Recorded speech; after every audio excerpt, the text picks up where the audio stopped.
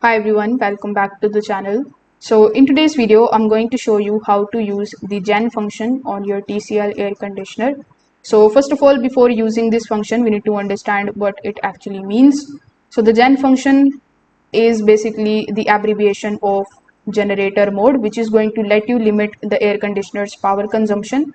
It is designed for homes with limited electrical capacity or when the AC is running on a generator, inverter or backup power source.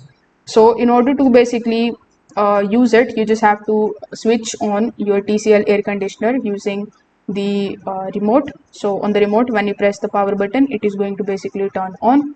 Now the gens function also work in both cool and the heat modes on the supported models. So you just have to simply press this gen button on top of your remote only once, and when you press it, you are going to see the gen icon or the gen written available on the display, indicating that the power limiting mode has been activated. Now on the models with the multiple gen levels, you can also press the gen buttons repeatedly to basically cycle through the available power limits such as 50% or 75% or 100%. You can then choose the level at the best matches your available power supply.